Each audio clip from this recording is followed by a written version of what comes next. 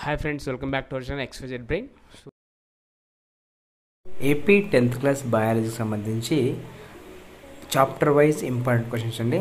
Especially Telugu medium వాళ్ళ కోసమే ఇది. చాలామంది అడుగుతున్నారు, సార్ ఇంగ్లీష్ మీడియం పెడుతున్నారు, తెలుగు మీడియం కూడా పెట్టనేసి. అందుకోసమే తెలుగు మీడియం సంబంధించి biology chapter wise 1 mark 2 marks 4 marks 8 mark questions అండి.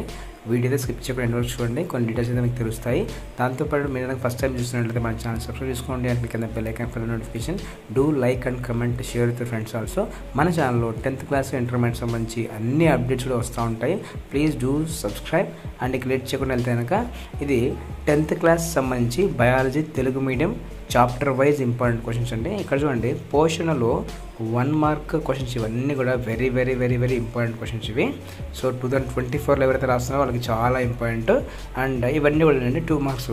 మానవ జీర్ణ వ్యవస్థలోని భాగాలు ఏమిటి, చాలా ఆకులు ఎగువ ఉపరితలం ఆకుపచ్చగా మరియు దిగువ వాటి కంటే మెరుస్తూ ఉంటాయి ఎందుకు, అండ్ కడుపులో యాసిడ్ పాత్ర ఏమిటి, బోలస్ మరియు కాయ మధ్య వ్యత్యాసం ఏంటి, ఇవన్నీ కూడా ప్రతి ఎగ్జామ్లో వచ్చేటివే. సో నేను కూడా biology faculty, almost I'm working from past 8 years అనమాట.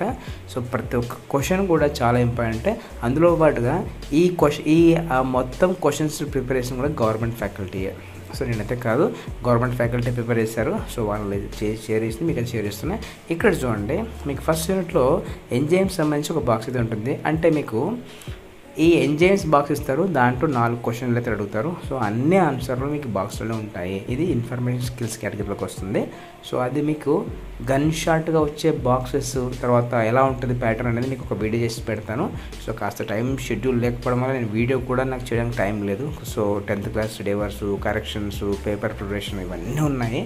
సో అది అర్థం చేసుకోండి కైండ్లీ.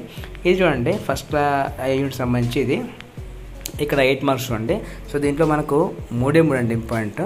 ఫస్ట్ వన్, కిరణజన్య సంయోగక్రియ సమయంలో పిండి పదార్థం ఉత్పత్తి అవుతుంది, హైడ్రా టెస్ట్. తర్వాత